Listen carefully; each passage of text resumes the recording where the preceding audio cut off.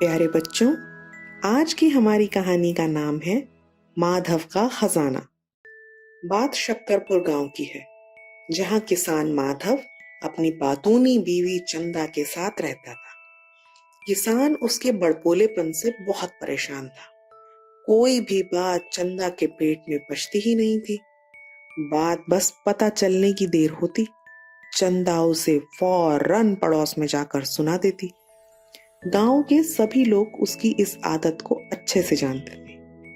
माधव एक गरीब किसान था। जब खेती बाड़ी ना होती तो वो जंगल में जाकर लकड़ी काटता और उसे बाजार में बेचता। एक दिन जंगल में लकड़ी काटते समय उसका ध्यान पेड़ के नीचे की ऊबड़ खाबड़ जमीन पर गया। उसे लगा जरूर इसके नीचे कुछ है। उसने कुल्हाड़ी उठाई और गड्ढा खोदना शुरू कर दिया। थोड़ी देर खोदने के बाद उसने देखा कि वहां एक खजाना गड़ा हुआ है। अनगिनत सोने के सिक्के, हीरे, जवाहरात और न जाने क्या क्या। माधव ने सोचा, कुछ सोने के सिक्के निकाल के अपने घर ले चलता हूँ। बाकी का खजाना धीरे धीरे एक झोले में भर कर ले जाऊंगा। किसी को शक भी नहीं होगा। तभी उसे अपनी पत्नी चंदा का ध्यान आया। अगर चंदा को ये पता चल गया कि मुझे खजाना मिला है, तो ये बात वो अपने पेट में कभी भी नहीं पचा पाएगी और पूरे गांव में इस बात की खबर हो जाएगी कि माधव को खजाना मिला है। और फिर जमींदार मेरा पूरा खजाना मुझसे छीन लेंगे। नहीं नहीं, मुझे कुछ और सोचना होगा। ऐसा सोचकर माधव ने पूरा खजाना वापस गड्ढे में डाला और अपने घर को चल दिया। रास्ते में एक नदी के किनारे उसे मछली पकड़ने वाला जाल पड़ा मिला। उसने जाल को नदी में फेंक दिया।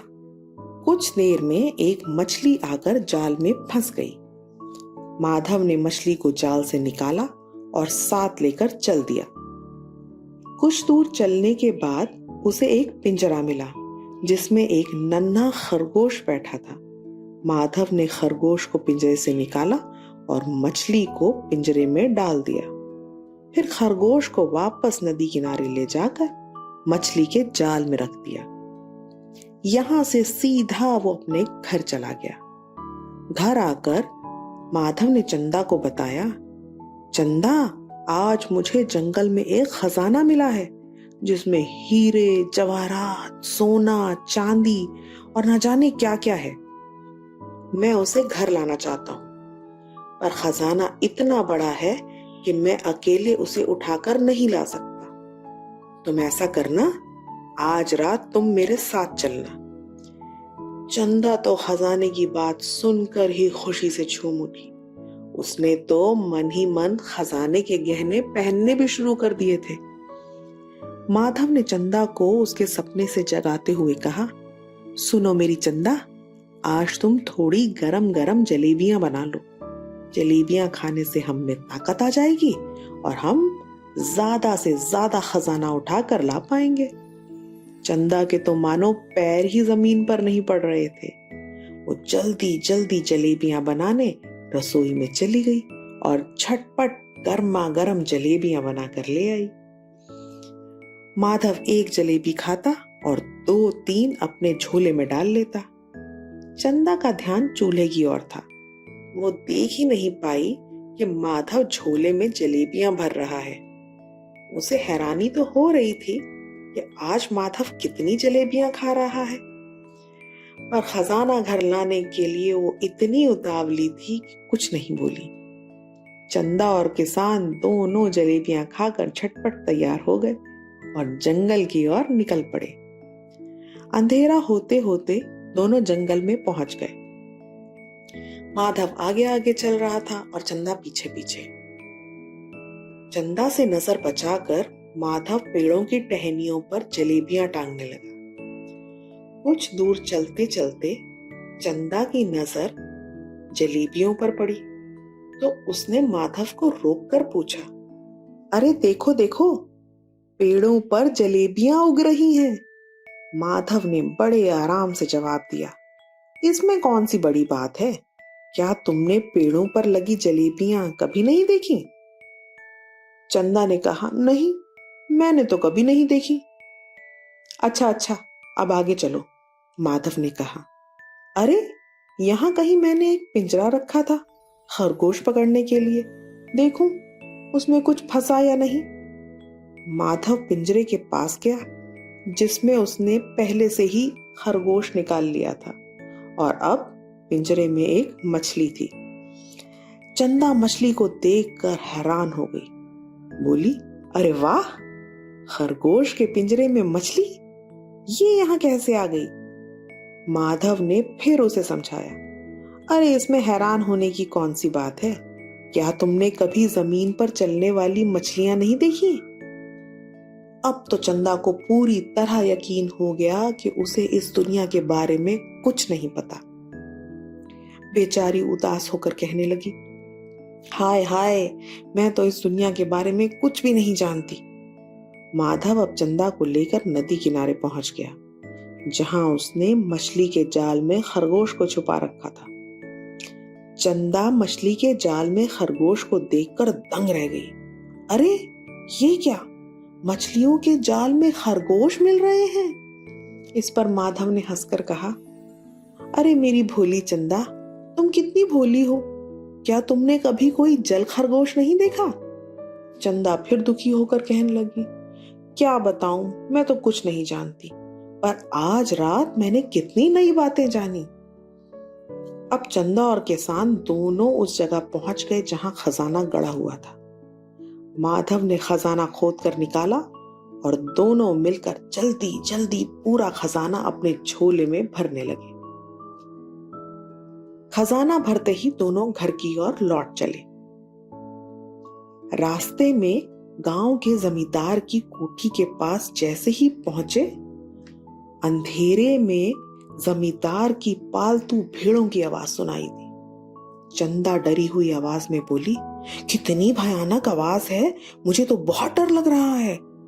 माधव ने चंदा से कहा, अरे भाग चलो चंदा, यहाँ तो भूत चिल्ला रहे हैं। माधव का इतना कहना था कि दोनों सरपट दौड़ते हुए घर पहुंचे। माधव ने घर आते ही सबसे पहले सारा खजाना छुपा दिया और चंदा को अच्छे से समझा दिया कि देखो चंदा, खजाने की बात किसी को नहीं बताना। पर चंदा तो चंदा थी, उसके पेट में कहां कोई बात पचती थी। जैसे ही सुबह हुई, चंदा ने अपनी पड़ोसन के घर जाकर उसको खजाने का पूरा किस्सा बता दिया। शाम होते होते पूरे गांव में बात फैल गई। माधव को सोने के सिक्कों से भरा खजाना मिला है। जो ही गांव के जमींदार को खबर मिली तो उसने तुरंत माधव को बुलवा भेजा और उससे खजाने के बारे में पूछना शुरू कर दिया। माधव बिल्कुल अनजान बनकर जमींदार से बोला, कौन सा खजाना हुजूर, किसको खजाना मिला है? जमींदार ने गुस्से में बोला, ज्यादा नाटक मत करो, मुझे सब पता है, तुम्हारी बीवी चंदा ने खुद सबको बताया है। माधव ने बड़ी सरलता से कहा, अरे हुजूर, कहाँ आप चंदा की बातों पर विश्वास कर रहे हैं? वो तो ऐसी ही बातें करा करती है जो ना कभी किसी ने देखी और ना कभी किसी ने सुनी। जमींदार को माधव की बात पर विश्वास नहीं हुआ। उसने चंदा को बुलवा भेजा और डांट कर चंदा से पूछा, रात को क्या हुआ था, सच सच बताना, वरना तुम्हारी खैर नहीं। चंदा डरकर बोली, अरे हुजूर, सबसे पहले तो हम जंगल में गए जहां हमने पेड़ों पर जलेबियां लटकी हुई देखी। उसके बाद हम कुछ आगे गए तो खरगोश पकड़ने वाले पिंजरे में जमीन पर चलने वाली मछली फंसी हुई थी और कुछ दूर नदी के किनारे मछली पकड़ने वाले जाल में जल खरगोश फंसा हुआ था। उसे हमने निकाल लिया और वहीं पास में वो खजाना गड़ा हुआ था जिसकी बात मैंने सबको बताई है। हमने वो खजाना निकाला, अपने झोले में डाला और घर की ओर चले आए। पर हाँ हुजूर, जब हम आपकी कोठी के पास से गुजर रहे थे तो कुछ भूतों की आवाजें सुनाई। अब जमींदार से ना रहा गया। उन्होंने गुस्से में अपने नौकरों को बुलाया और कहा, निकालो इस पगली को यहां से, पता नहीं क्या क्या बोले जा रही है। फिर जमींदार ने माधव से कहा, जाओ भैया माधव, अपने घर जाओ, हम जान गए हैं तुम्हें कोई खजाना वजाना नहीं मिला है। माधव चंदा के साथ अपने घर की ओर चल पड़ा। माधव खुश था। अगर वो चतुराई से काम ना लेता तो खजाना उसके हाथ से चला ही गया था, पर अब उसका खजाना हमेशा उसके पास ही रहेगा। पर चंदा ये सोचकर परेशान थी कि जमींदार ने उसे बाहर क्यों निकाल दिया। अच्छा बच्चों, तो हम कल फिर मिलेंगे एक नई कहानी के साथ।